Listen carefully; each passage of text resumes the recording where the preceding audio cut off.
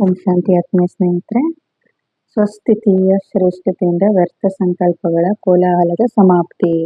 ಅಂದ್ರೆ ಕೆಲವೊಂದು ಟೈಮ್ ನಾವು ಬೇಡವಾದ ಯೋಚನೆಗಳೇ ಬರ್ತದೆ, ಸದಾ ಅದೇ ತಲೆಯಲ್ಲಿರ್ತದೆ, ನಕಾರಾತ್ಮಕ ಚಿಂತನೆಗಳೇ ಇರ್ತದೆ ಅಂತ ಕೆಲವರು ಹೇಳ್ತಾರಲ್ವಾ. ಏನ್ ಮಾಡಿದ್ರು ಕೂಡ ಒಳ್ಳೇದ್ ನೆನಪಾಗೋದಿಲ್ಲ, ಹೀಗೇ ಆಗ್ಬಿಡ್ತದೆ, ಹಾಗೇ ಆಗ್ಬಿಡ್ತದೆ, ನಾವು ಕೆಟ್ಟ ಯೋಚನೆನೇ ಬರ್ತದೆ ಅಂತ ಹೇಳಿ.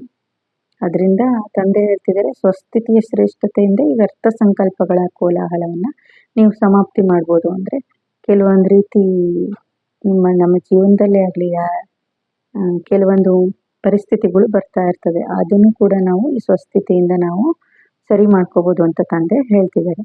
ಒಂದು ಸಾರಿ ಎಲ್ಲದನ್ನ ಓದಿ ಲಾಸ್ಟಿಗೆ ಅದರ ಅರ್ಥವನ್ನ ನಾನು ಹೇಳ್ತೀನಿ. ತಮ್ಮ ಸಂಪೂರ್ಣ ಗುರಿಯ ಸಮೀಪ ತಲುಪಿರುವಿರಾ? ಗುರಿಯವರೆಗೆ ತಲುಪುವ ಲಕ್ಷಣಗಳು ಕಂಡು ಬರುತ್ತವೆಯೇ? ಸಂಪೂರ್ಣ ಗುರಿಯ ಸಮೀಪ ತಲುಪುವ ಲಕ್ಷಣಗಳ ಡಬ್ಬಲ್ ನಶೆ ಉತ್ಪನ್ನವಾಗ್ತದೆಯೇ? ಮೊದಲ ನಶೆಯಾಗಿದೆ ಕರ್ಮಾತೀತ, ಅಂದರೆ ಸರ್ವ ಕರ್ಮ ಬಂಧನಗಳಿಂದ ಮುಕ್ತ, ನಿರ್ಲಿಪ್ತರಾಗಿ ಪ್ರಕೃತಿಯಿಂದ ನಿಮಿತ್ತ ಮಾತ್ರ ಕರ್ಮ ಮಾಡಿಸೋದು. ಈ ರೀತಿ ಕರ್ಮಾತೀತ ಅವಸ್ಥೆಯ ಅನುಭವ ಆಗುವುದು.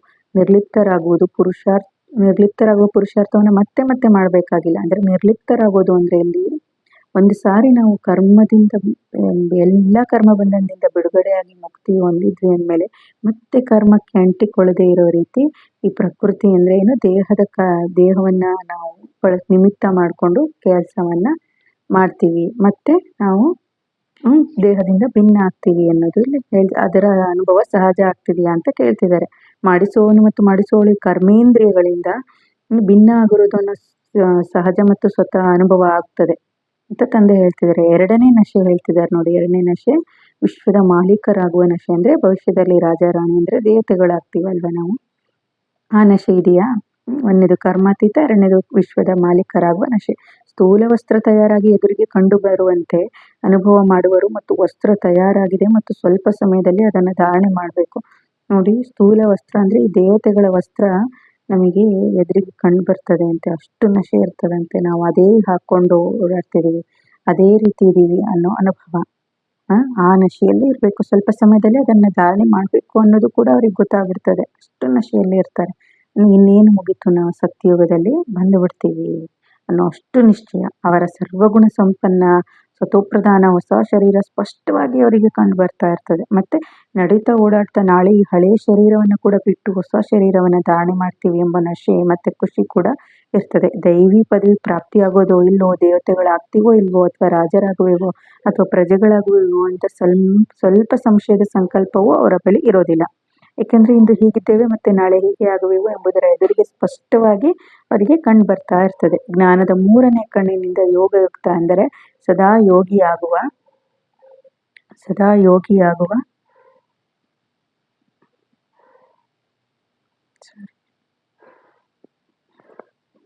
ಕಾರಣ ಬುದ್ಧಿಯ ಲೈನ್ ಸ್ಪಷ್ಟ, ಅಂದ್ರೆ ಎಲ್ಲವೂ ಸ್ಪಷ್ಟವಾಗುವ ಕಾರಣ ನಿಶ್ಚಯ ಬುದ್ಧಿ ವಿಜಯಂತಿ ಆಧಾರ ಅನುಭವ ಆಗುವುದು. ಅನೇಕ ಬಾರಿ ಈ ವಸ್ತ್ರವನ್ನು ಧಾರಣೆ ಮಾಡಿದ್ದೇವೆ ಮತ್ತು ಈಗಲೂ ಧಾರಣೆ ಮಾಡಬೇಕಾಗಿದೆ ಎಂಬ ಅಟಲ ವಿಶ್ವಾಸ ಕೂಡ ಇರ್ತದೆ. ಸ್ಪಷ್ಟ ಸಾಕ್ಷಾತ್ಕಾರನು ಕೂಡ ಆಗ್ತಿರ್ತದೆ. ಹೀಗೆ ಆಗುವೆವೋ ಇಲ್ವೋ ಅನ್ನೋ ಕೋಲಾಹಲ ಕೂಡ ಬುದ್ಧಿಯಲ್ಲಿ ಇರೋದಿಲ್ಲ. ಎಲ್ಲಿವರೆಗೆ ಅದು ಬುದ್ಧಿಯಲ್ಲಿ ಇರ್ತದೋ ನಮ್ಮ ಸ್ವಸ್ಥಿತಿನೂ ಕೂಡ ಕೋಲಾಹಲ ಇರ್ತದೆ. ಎಷ್ಟೆಷ್ಟು ಅಂದ್ರೆ ಪರಿಸ್ಥಿತಿಗಳು ಬಂದ್ಬಿಡ್ತವೆ.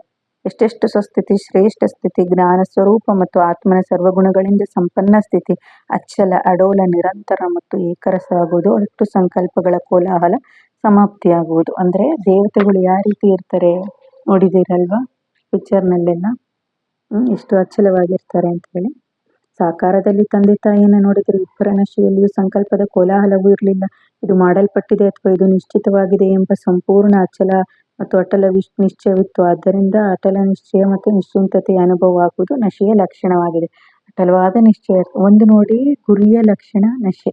ನಮ್ಮ ಗುರಿ ತಲುಪುವುದರ ಲಕ್ಷಣ ಒಂದೇದು ನಶೆ ಇರ್ಬೇಕಾಗ್ತದೆ, ಯಾವಾಗ್ಲೂ ಈ ದೇವತೆಯ ನಶೆ. ಮತ್ತೆ ಈ ನಶೆಯ ಲಕ್ಷಣ ಏನು? ಸದಾ ನಿಶ್ಚಯ, ಅಷ್ಟು ದೃಢ ನಿಶ್ಚಯ ಇರ್ಬೇಕಾಗ್ತದೆ, ಸ್ಟ್ರಾಂಗ್ ಅಫರ್ಮೇಷನ್ ಇರ್ಬೇಕಾಗ್ತದೆ ನಮ್ಮ ಬಳಿ. ಮತ್ತಿನ್ನೊಂದು ಏನಿರ್ತದೆ, ನಿಶ್ಚಿಂತ, ಅಂದ್ರೆ ಅದ್ರ ಬಗ್ಗೆ ಚಿಂತೆ ಇರೋದಿಲ್ಲ, ಅಷ್ಟು ಕನ್ಫರ್ಮ್ ಇರ್ತದೆ. ಅರ್ಥ ಆಯ್ತಾ? ಗುರಿಯ ಲಕ್ಷಣ ನಶೆಯೇ, ನಶೆಯ ಲಕ್ಷಣ ನಿಶ್ಚಯ, ಮತ್ತೆ ನಿಶ್ಚಯದ ಇದು ಏನು, ನಿಶ್ಚಿಂತರಾಗಿರೋದು. ಜೊತೆಗೆ ಮಾಯೆ ಯಾವುದೇ ಪ್ರಕಾರದ ಆಕ್ರಮಣ ಆಗೋದ್ರಿಂದ ಮತ್ತು ಸೋಲನ್ನು ಅನುಭವಿಸೋದ್ರಿಂದಲೂ ನಿಶ್ಚಿಂತ. ಯಾವುದೇ ರೀತಿ ಮಾಯೆ ಬಂದ್ರೂ ಕೂಡ ಅವ್ರು ನಿಶ್ಚಿಂತ ಆಗಿರ್ತಾರೆ. ಅಂದ್ರೆ ಮಾಯೆ ಬರೋದೇ ಇಲ್ಲ ಅಂತ ಅಲ್ಲ, ಬಂದ್ರೂ ಕೂಡ ಅದು ಹೋಗ್ತದೆ, ಮಾಯೆ ಸೋಲನ್ನ ಕೊಡುವುದಿಲ್ಲ ಅಷ್ಟೆ. ಮಾಯೆ ಬರ್ತದೆ ಆದರೆ ಅದು ಇವ್ರನ್ನ ಸೋಲ್ಸೋಕೆ ಆಗೋದಿಲ್ಲ. ವಿಜಯಿ ಆಗ್ಬೇವೋ ಇಲ್ಲವೋ ಈ ದುರ್ಬಲ ಸಂಕಲ್ಪದಿಂದಲೂ ನಿಶ್ಚಿಂತ, ಏಕೆಂದರೆ ಎದುರಿಗೆ ಕಂಡು ಬರ್ತಿದೆ. ಈ ರೀತಿ ಅನುಭವ ಆಗ್ತಿದೆಯೇ, ದುರ್ಬಲ ಸಂಕಲ್ಪಗಳ ಚಿಂತೆಯಲ್ಲಿ ಮಾಯೆ ಬಂದು ಬಿಡಬಾರದು. ದುರ್ಬಲನಾಗುವುದಿಲ್ಲವಷ್ಟೇ ಮತ್ತು ನನಗೆ ಸಫಲತೆ ಸಿಗುವುದೋ ಇಲ್ಲೋ ಅನ್ನೋ ಭಯದ ಭೂತಕ್ಕೆ ವಶರಾಗಿ ತಮ್ಮ ಸಮಯ ಮತ್ತು ಶಕ್ತಿಯನ್ನ ವ್ಯರ್ಥವಾಗಿ ಕಳೆಯುವುದಿಲ್ಲವಷ್ಟೇ. ಈ ರೀತಿ ದುರ್ಬಲ ಸಂಕಲ್ಪ ಮಾಡುವುದು ಅಂದರೆ ಸ್ವಯಂನಲ್ಲಿ ಸಂಶಯದ ಸಂಕಲ್ಪ ಇಟ್ಟುಕೊಳ್ಳುವುದು. ಇದರಿಂದ ಎಂದಿಗೂ ಸಂಪೂರ್ಣರಾಗೋದಿಲ್ಲ. ಈ ಸಂಕಲ್ಪ ಮಾಡುವುದು ಎಂದರೆ ದುರ್ಬಲತೆಗಳ ರೂಪದಲ್ಲಿ ಒಂದು ಭೂತದ ಜೊತೆಗೆ ಮಾಯೆಯ ಭೂತಗಳನ್ನು ಆಹ್ವಾನ ಮಾಡ್ತೀರಿ.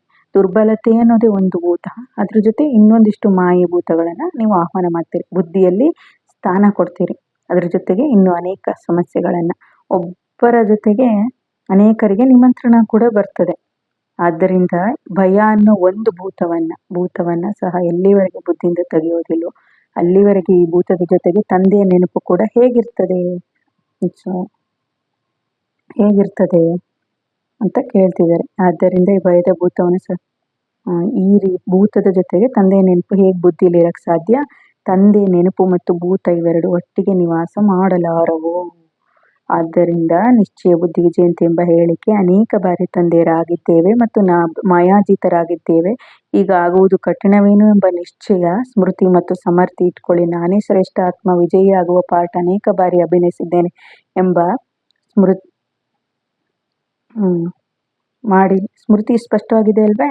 ಸ್ಪಷ್ಟ ಸ್ಮೃತಿ ಇಲ್ಲದಿದ್ರೆ ತಂದೆಯ ಮುಂದೆ ತಮ್ಮನ್ನ ಸ್ಪಷ್ಟ ಮಾಡಿಲ್ಲ ಎಂಬುದು ಸಿದ್ಧ ಆಗ್ತದೆ. ಯಾವುದೇ ಕಾರಣದಿಂದ ತಂದೆ ಮುಂದೆ ಏನಾದ್ರೂ ನೀವು ಬಚ್ಚಿಟ್ರೆ, ಯಾವುದೇ ವಿಷಯವನ್ನಾಗ್ಲಿ, ಈ ಭಯದ ಭೂತದ ಕಾರಣದಿಂದಲೇ ನೀವು ಮುಚ್ಚಿಡ್ತಿದ್ದೀರಾ ಅಂತ ಅರ್ಥ. ನೀವು ಯಾವ್ದಾದ್ರು ವಿಷಯ ಮುಚ್ಚಿಡ್ತಿದ್ದೀರಾ ಅಂದ್ರೆ ನಿಮಗೆ ಅಷ್ಟು ನಿಶ್ಚಯ ಇಲ್ಲ ಅಂತ ಹೇಳಿ ಅರ್ಥ. ಭಯ ಅಂದ್ರೆ ಅರ್ಥ ಆಯ್ತಾ? ಮತ್ತು ಏನಾಗಿದ್ದೇನೋ ಹೇಗಿದ್ದೇನೋ ಹಾಗೆ ತಂದೆಯವನು ಎಂಬ ನಿಶ್ಚಯದಲ್ಲಿ ಕೊರತೆ ಇರೋ ಕಾರಣ ನೀವೇನ್ ಮಾಡ್ತೀರಿ, ನಾವು ತಂದೆಯವನು ಅನ್ನೋ ನಿಶ್ಚಯನೂ ಇರೋದಿಲ್ಲ, ಕೇವಲ ಇದನ್ನ ಕೇಳ್ಕೊಂಡಿರ್ತೀರಾ ಅಷ್ಟೆ. ಅಷ್ಟು ಅನುಭವ ಆಗ್ತಾ ಇರೋದಿಲ್ಲ. ನಾನು ಅನೇಕ ಬಾರಿ ಆಗಿದ್ದೇನೆ ಅನ್ನೋ ನಿಶ್ಚಯ ಕೂಡ ಇರೋದಿಲ್ಲ. ಆದ್ರಿಂದ ಸ್ವಯಂವನ್ನು ತಂದೆಯ ಮುಂದೆ ಸ್ಪಷ್ಟ ಮಾಡುವೆನ ಎಂದು ಮೊದಲು ಪರಿಶೀಲನೆ ಮಾಡಿ. ತಮ್ಮನ್ನು ಮತ್ತು ತಂದೆಯನ್ನು ಖುಷಿ ಪಡಿಸುತ್ತಾ, ತಂದೆ ಅಂದ್ರೆ ಜಾನಹಾರ ಆಗಿದ್ದಾರಲ್ವಾ, ಎಲ್ಲವನ್ನು ತಿಳಿದವನಾಗಿದ್ದಾನೆ. ನಾನು ತಿಳಿದಿದ್ದೇನೆ ಎಂಬುದು ತಂದೆ ತಿಳಿದಿಲ್ಲವೇ ಎಂಬುದನ್ನು ತಂದೆ ತಿಳಿದಿದ್ದೇವೆ. ಅಂದ್ರೆ ನಾವು ಏನೇನು ತಿಳಿದಿದ್ದೀವಿ ಅನ್ನೋದನ್ನು ತಂದೆ ಗೊತ್ತಾಗೋದಿಲ್ವಾ? ಅಂತ ವಿಶ್ವದ ಶಿಕ್ಷಕನಿಗೆ ನಾವು ಶಿಕ್ಷಕರಾಗೋಕೆ ಹೋಗ್ತೀವಿ, ನೆನಪು ಮಾಡೋಕೆ ಹೋಗ್ತೀವಿ ಅಲ್ವಾ? ಆ ತಂದೆಗೆ ವಿಸ್ಮೃತಿ ಆಗ್ತದೆಯಾ ಅಂತ ಕೇಳ್ತಿದ್ದಾರೆ. ಯಾವುದೇ ಒಂದು ಮರ್ಯಾದೆ ಅಂದ್ರೆ ತಂದೆಗೆ ನೆನಪಿರೋದಿಲ್ವಾ? ಒಂದು ಮರ್ಯಾದೆಯ ಪಾಲನೆ ಮಾಡೋದಿದ್ರೆ ಅವರು ಮರ್ಯಾದಾ ಪುರುಷೋತ್ತಮ ಆಗೋದಿಲ್ಲ. ಈಶ್ವರಿಯ ಮರ್ಯಾದೆಗಳು ಗೊತ್ತಲ್ವಾ ನಿಮಗೆ? ಎಲ್ಲ ಮರ್ಯಾದೆಗಳನ್ನ ನಾವು ಪಾಲನೆ ಮಾಡಲೇಬೇಕು. ಆದ್ದರಿಂದ ಈ ಒಂದು ಈಶ್ವರಿಯ ನಿಯಮ ಮತ್ತು ಮರ್ಯಾದೆಯಾಗಿದೆ. ಆದ್ದರಿಂದ ಕಾರಣದ ನಿವಾರಣೆ ಮಾಡಿ ತಂದೆಯ ಮುಂದೆ ಮುಚ್ಚಿಡುವುದರಿಂದ ಒಂದಕ್ಕೆ ಲಕ್ಷಪಟ್ಟು ಹೊರೆ ಹೆಚ್ಚಾಗುವ ಕಾರಣ ಎಲ್ಲಿವರೆಗೆ ಹಗುರ ಮಾಡಿಕೊಳ್ಳುವುದಿಲ್ಲವೋ ಅಲ್ಲಿವರೆಗೆ ಒಂದು ತಪ್ಪಿನ ಹಿಂದೆ ಅನೇಕ ತಪ್ಪುಗಳನ್ನು ಮಾಡುವುದರಿಂದ ಮತ್ತು ಒಂದು ಮರ್ಯಾದೆಯ ಉಲ್ಲಂಘನೆಯಾದಾಗ ಅನೇಕ ಮರ್ಯಾದೆಗಳ ಉಲ್ಲಂಘನೆ ಆಗುವುದು. ಆಗ ಲಕ್ಷಪಟ್ಟು ಹೊರೆ ಹೆಚ್ಚುವುದರಿಂದ ಏರುವ ಕಲೆಯಲ್ಲಿ ಹೆಜ್ಜೆ ಮುಂದಿಡಲು ಹೇಗೆ ಸಾಧ್ಯ ಮತ್ತು ಗುರಿಯ ಸಮೀಪ ಬರಲು ಹೇಗೆ ಸಾಧ್ಯ ಎಂದು ಯೋಚಿಸಿ. ಲೌಕಿಕ ಜಗತ್ತಿನಲ್ಲಿ ಯಾವುದೇ ವಸ್ತ್ರವನ್ನು ಮುಚ್ಚಿಟ್ಟುಕೊಳ್ಳುವವರಿಗೆ ಯಾವ ಟೈಟಲ್ ಸಿಗ್ತದೆ? ಚಿಕ್ಕ ವಸ್ತುವನ್ನು ಮುಚ್ಚಿಟ್ಟುಕೊಂಡ್ರು ಕೂಡ ಅವನಿಗೆ ಕಳ್ಳನ ಲಿಸ್ಟ್ನಲ್ಲಿ ಪರಿಗಣಿಸಲಾಗ್ತದೆ ಅಲ್ವಾ? ಬಾಪ್ದಾದರ ಮುಂದೆ ಸುಳ್ಳು ಹೇಳುವುದು ಮತ್ತು ಯಾವುದೇ ಪ್ರಕಾರದ ಮಾತುಗಳನ್ನು ಹಾಗೆ ನಡೆಸುವುದು, ಇಂತಹ ಸಂಸ್ಕಾರಗಳು ಎಲ್ಲಿವರೆಗೆ ಇವೆಯೋ ಅಷ್ಟು ದೊಡ್ಡ ಪಾಪವೆಂದು ಗೊತ್ತಿದೆಯೇ? ಅವು ಎಷ್ಟು ದೊಡ್ಡ ಪಾಪ ಅಂತ ಗೊತ್ತಾ ನಿಮಗೆ? ಇಂತಹ ಅನೇಕ ಪ್ರಕಾರದ ಚರಿತ್ರೆ ತಂದೆ ಮುಂದೆ ತೋರಿಸ್ತೀರಾ. ಇಂಥವ್ರು ಎಂದಿಗೂ ಚರಿತ್ರವಂತರಾಗೋಕೆ ಅಂದ್ರೆ ಮರ್ಯಾದಾ ಪುರುಷೋತ್ತಮ ಆಗೋಕ್ಕೆ ಸಾಧ್ಯನೇ ಇಲ್ಲ. ತಂದೆಯನ್ನ ಬೋಲಾನಾಥ ಅಂತ ಹೇಳ್ತೀರಾ, ತಂದೆಯನ್ನ ಬೋಲಾನಾಥ ಅಂತ ತಿಳಿತೀರಲ್ವೇ? ಆದ್ದರಿಂದ ಮುಚ್ಚಲಾಗುವುದು ನಡೆಯುವುದು ಎಂದು ತಿಳಿತೀರಾ. ಆದ್ರೆ ತಂದೆಯ ರೂಪದಲ್ಲಿ ಬೋಲಾನಾಥ ಆಗಿದ್ದಾರೆ ಅವರು ಎಲ್ಲವನ್ನ ಕೊಡ್ತಾರೆ. ಅದಕ್ಕಾಗಿ ಅವ್ರು ಕೆಲವೊಂದು ವಿಷಯಗಳನ್ನು ಮುಚ್ಚಿಟ್ಟು ಅವ್ರ ಬಳಿ ಕೇವಲ ನಿಮ್ಮ ಏನಿದೆ, ಏನ್ ಕೇಳಬೇಕು ಅಷ್ಟನ್ನಷ್ಟೇ ತಂದೆಯ ಬಳಿ ಇಸ್ಕೊಳ್ಳೋಕೆ ನೋಡ್ತಾ ಇರ್ತೀರ ಅವರನ್ನ. ಆದ್ರೆ ತಂದೆ ಏನ್ ಗೊತ್ತಾ, ಅವ್ರ ತಂದೆ ರೂಪದಲ್ಲೇ ಮಾತ್ರ ಬೋಲಾನಾಥ ಆಗಿದ್ದಾರೆ. ಕರ್ಮದ ಲೆಕ್ಕಾಚಾರವನ್ನ ಚುಕ್ತ ಮಾಡುವ ಸಮಯ ಅಂದ್ರೆ ಈ ಕೊನೆಯ ಸಮಯದಲ್ಲಿ ಅವರು ಧರ್ಮರಾಜನ ಪಾಠ ಮಾಡ್ತಾರೆ. ಅವ್ರು ಆ ಸಮಯದಲ್ಲಿ ಕಾನೂನುಬದ್ಧನಾಗಿದ್ದಾರೆ. ಅವರು ಕಾನೂನು ಏನಿದೆಯೋ ಅದೇ ರೀತಿ ನಡ್ಕೋಬೇಕಾಗ್ತದೆ ಈ ಡ್ರಾಮಾನುಸಾರ. ಆಮೇಲೆ ಆ ಸಮಯದಲ್ಲಿ ಏನ್ ಮಾಡ್ತೀರಾ? ತಮ್ಮ ಬಚ್ಚಿಟ್ಟುಕೊಳ್ಳಬಹುದೇ ಅಥವಾ ಆಗ ನೀವು ಬಚ್ಚಿಟ್ಕೊಳ್ಳೋಕೆ ಸಾಧ್ಯವೇ ಇಲ್ಲ. ಅದು ನಿಮ್ಮ ಅಕೌಂಟಲ್ಲಿ ಇದ್ದೇ ಇರ್ತದೆ ಅಂತ ತಂದೆ ಹೇಳೋದು. ತಮ್ಮ ಅನೇಕ ಪ್ರಕಾರದ ಹೊರೆಗಳನ್ನು ಪರಿಶೀಲನೆ ಮಾಡಿ ಚೆಕ್ ಮಾಡ್ಕೊಳ್ಳಿ ಅಂತ ತಂದೆ ಹೇಳ್ತಿದ್ದಾರೆ. ಅಮೃತ ವೇಳೆಯಿಂದ ಮಾಡಲ್ಪಟ್ಟ ಈಶ್ವರೀಯ ಮರ್ಯಾದೆಗಳು ಮತ್ತು ಇಡೀ ದಿನದಲ್ಲಿ ಎಷ್ಟು ಮರ್ಯಾದೆಗಳನ್ನು ಉಲ್ಲಂಘಿಸಿದಿರಿ ಮತ್ತು ಅವುಗಳನ್ನು ತಿಳಿದಿರುವಿರಿ. ಒಂದೊಂದು ಮರ್ಯಾದೆಯ ಮೇಲೆ ಪ್ರಾಪ್ತಿಯ ಅಂಕಗಳು ಸಹ ಇವೆ ಮತ್ತು ಜೊತೆಗೆ ತಲೆಯ ಮೇಲೆ ಹೊರೆಯ ಲೆಕ್ಕನೂ ಕೂಡ ಅಂದ್ರೆ ಅನೇಕ ಜನ್ಮದ ಪಾಪದ ಹೊರೆ ಕೂಡ ಇರ್ತದೆ. ಮತ್ತು ಯಾವ ಮರ್ಯಾದೆಗಳನ್ನ ಸಾಧಾರಣ ಅಂತ ತಿಳಿತೀರೋ ಅವುಗಳಲ್ಲಿಯೂ ಅವುಗಳ ಪ್ರಾಪ್ತಿಯ ಮತ್ತು ಅವುಗಳ ಹೊರೆಯ ಲೆಕ್ಕವಿದೆ. ಅದು ಸಾಧಾರಣ ಬಿಡು ಅಂತ ತಿಳ್ಕೊಂಡಿರ್ತಾರೆ, ಅದ್ರ ಹೊರೆನೂ ಕೂಡ ಇರ್ತದೆ ಮತ್ತು ಅವುಗಳ ಹೊರೆಯ ಲೆಕ್ಕವಿದೆ. ಸಂಕಲ್ಪ, ಮಾತು, ಸಮಯ ಮತ್ತು ಶಕ್ತಿಗಳ ಖಜಾನೆಯನ್ನು ವ್ಯರ್ಥ ಮಾಡುವುದರಿಂದ ವ್ಯರ್ಥದ ಹೊರೆ ಹೆಚ್ಚಾಗ್ತದೆ. ಅಂದ್ರೆ ನಾವು ಸಮಯ, ಸಂಕಲ್ಪ, ಶ್ವಾಸವನ್ನು ಈ ಸಂಗಮ ಯುಗದಲ್ಲಿ ಅಂತಿಮ ಸಮಯ ಅಲ್ವಾ ಇದು, ಈಗಾಗಲೇ ಅಂತಿಮ ಸಮಯ ಬಂದ್ಬಿಟ್ಟಿದೆ. ಅದರಿಂದ ಇದನ್ನ ನಾವು ವೇಸ್ಟ್ ಮಾಡೋದ್ರಿಂದನೂ ಕೂಡ ಹೊರೆ ಹೆಚ್ಚಾಗ್ತದೆ ಅಂತ ತಂದೆ ಹೇಳ್ತಿದ್ದಾರೆ. ಯಜ್ಞದ ಸ್ಥೂಲ ಮತ್ತು ಭೋಜನ ಮತ್ತು ಅನ್ನವನ್ನು ಯಜ್ಞದ ಸ್ಥೂಲ ವಸ್ತು ಭೋಜನ ಮತ್ತು ಅನ್ನವನ್ನು ವ್ಯರ್ಥ ಮಾಡಿದ್ರೆ ಹೊರೆ ಹೆಚ್ಚುವುದಲ್ಲವೇ?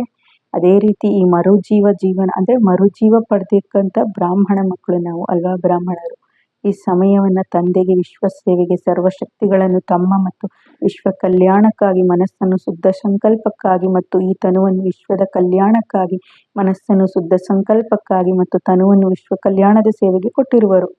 ತನುವನ್ನ ಈ ಸಂಗಮ ಯುಗದಲ್ಲಿ ನಮಗೆ ಕೊಟ್ಟಿರೋದೇ ಕೇವಲ ವಿಶ್ವ ಕಲ್ಯಾಣ ನಿಮಿತ್ತ ಮಾತ್ರ. ತಾವೆಲ್ಲರೂ ಕೊಟ್ಟಿರುವ ತಮ್ಮ ತನು, ಮನ, ಧನ ತಮ್ಮದಾಗಿದೆಯಾ ಅರ್ಪಣೆ ಮಾಡಿದ್ಮೇಲೆ ತಂದೆಯದಾಯ್ತಲ್ವೇ, ಅದನ್ನು ತಂದೆ ವಿಶ್ವ ಸೇವೆಗೆ ಕೊಟ್ಟಿರುವರು. ಶ್ರೇಷ್ಠ ಸಂಕಲ್ಪದಿಂದ ವಾಯುಮಂಡಲ ಮತ್ತು ವಾತಾವರಣವನ್ನ ಶುದ್ಧ ಮಾಡಲು ಮನಸ್ಸು ಕೊಟ್ಟ ಅಂದ್ರೆ ವೈಬ್ರೇಷನ್ ನಾವು ಸ್ವಚ್ಛ ಮಾಡ್ಕೋಬೇಕಾಗ್ತದೆ ನಮ್ಮ ಸುತ್ತಲೂ. ಇಂತಹ ಈಶ್ವರ್ಯ ಕೊಡುಗೆಯನ್ನ ಅಂದ್ರೆ ಈಶ್ವರನು ಕೊಟ್ಟ ವಸ್ತುಗಳನ್ನು ವ್ಯರ್ಥವಾಗಿ ಕಳೆದರೆ ಹೊರೆ ಹೆಚ್ಚುವುದಿಲ್ಲವೇ? ಇತ್ತೀಚಿನ ಜಡಮೂರ್ತಿಗಳಿಂದ ಮತ್ತು ಮಂದಿರಗಳಲ್ಲಿ ಸ್ವಲ್ಪ ಇದೇನೋ ವಿಡಿಯೋ ಆಫ್ ಆಗ್ತಾ ಇದೆ, ಕ್ಷಮಿಸಿ.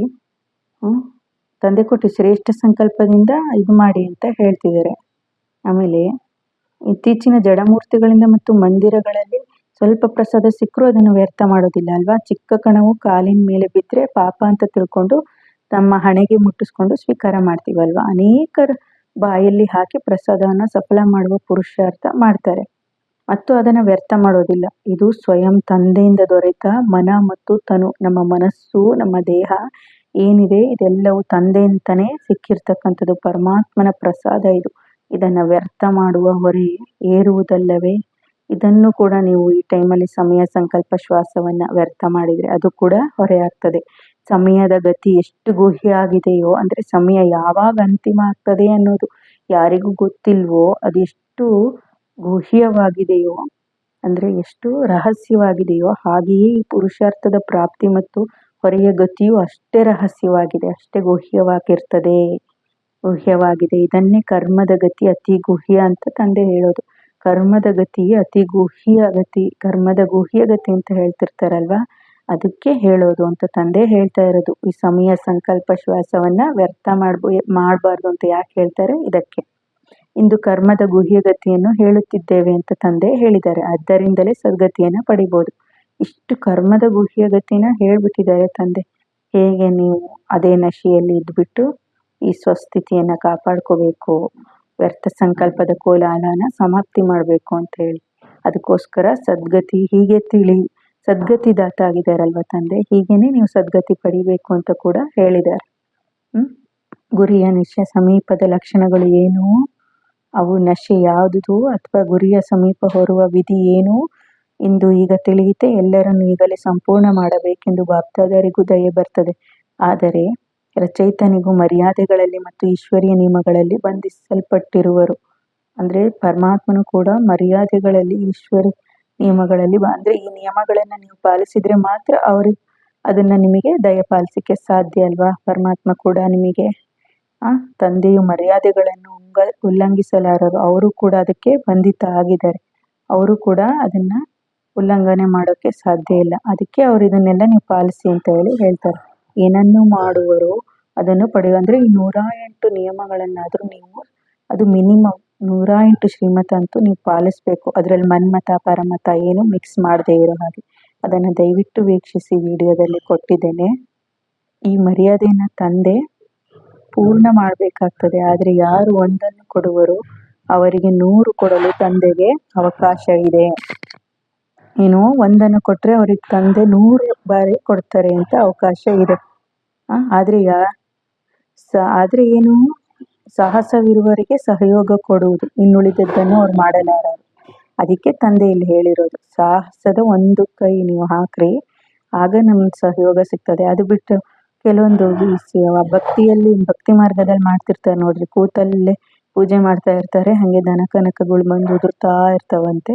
ಆ ರೀತಿ ಏನು ಮಾಡ್ದೇನೆ ಅವ್ರಿಗೆ ಬಂದು ಉದುರ್ತಾ ಇರ್ತದೆ. ಆ ರೀತಿ ಎಲ್ಲ ಆಗೋದಿಲ್ಲ ಇಲ್ಲಿ. ನಾವು ಕೂಡ ಈ ಸಮಯ ಸಂಕಲ್ಪ ಶ್ವಾಸವನ್ನು ವ್ಯರ್ಥ ಮಾಡದೇ ಇರೋ ಹಾಗೆ ಸಾಹಸವನ್ನು ಮಾಡಬೇಕಾಗ್ತದೆ. ಯಾವ್ಯಾವ ರೀತಿ ಸೇವೆ ಮಾಡಬೇಕೋ ಅದು ಮಾಡಬೇಕಾಗ್ತದೆ. ಒಳ್ಳೆಯದು ಇಂತಹ ಸಾಹಸ. ಮತ್ತು ಇನ್ನುಳಿದಿದ್ದನ್ನು ಅವ್ರ ತಂದೆ ಮಾಡೋಕ್ಕಾಗಲ್ಲ. ನಾವು ಸಾಹಸದ ಹೆಜ್ಜೆಯನ್ನು ಹಿಡ್ದೇನೆ ತಂದೆ ಸಹಯೋಗ ಕೊಡೋದು ಕೂಡ ಈ ಡ್ರಾಮಾದಲ್ಲಿ ಇಲ್ಲ ಅಂತ ತಂದೆ ಇಲ್ಲಿ ಹೇಳ್ತಾ ಇರೋದು. ಅವ್ರಿಗೆ ಕೊಡೋಕೆ ಮನಸ್ಸು ಬರ್ತದೆ, ಆದರೆ ಅವರು ಕೂಡ ಮರ್ಯಾದೆಗಳಿಗೆ ಅನುಸಾರವಾಗಿ ಇರಬೇಕಾಗ್ತದೆ ಅಲ್ವಾ. ಸದಾ ನಶೆಯಲ್ಲಿರುವಂತಹ ಆತ್ಮಗಳು, ವ್ಯರ್ಥವನ್ನು ಸಮರ್ಥ ಮಾಡುವಂತಹ ಆತ್ಮಗಳು, ಪ್ರತಿ ಕ್ಷಣ ಮತ್ತು ಪ್ರತಿ ಸಂಕಲ್ಪವನ್ನು ಸಫಲ ಮಾಡುವಂತಹ ಸಫಲತೆಯ ಮೂರ್ತಿ ಆತ್ಮಗಳಿಗೆ ಬಾಪ್ದಾದರ ನೆನಪು, ಪ್ರೀತಿ, ಶುಭರಾತ್ರಿ ಮತ್ತು ನಮಸ್ತೆ ಅಂತ ಹೇಳ್ತಿದ್ದಾರೆ. ಅಂದರೆ ಇದಿಷ್ಟು ಸಾರ ಏನಪ್ಪ ಅಂದರೆ, ಈ ನಾವು ಲೌಕಿಕದಲ್ಲಿ ಅನೇಕ ಸಮಸ್ಯೆಗಳಿಂದ ಇದಾಗ್ತಾ ಇರ್ತೀವಿ. ಆ ಟೈಮಲ್ಲಿ ನಾವೇನು ಮಾಡಬೇಕು, ಮುಂದಿನ ಭವಿಷ್ಯದ ರಾಜ್ಯದ ಭವಿಷ್ಯದ ದೇವತೆಗಳಾಗಿದ್ದೀವಿ ಅನ್ನೋ ನಶೆಯಲ್ಲಿ ಸ್ವಸ್ಥಿತಿಯಲ್ಲಿ ಸ್ಥಿತರಾಗ್ತಾ ಅನೇಕ ವ್ಯರ್ಥ ಸಂಕಲ್ಪಗಳ ಕೋಲಾಹಲವನ್ನು ನಾವಿಲ್ಲಿ ಸಮಾಪ್ತಿ ಮಾಡ್ಬೋದು. ಓಂ ಶಾಂತಿ.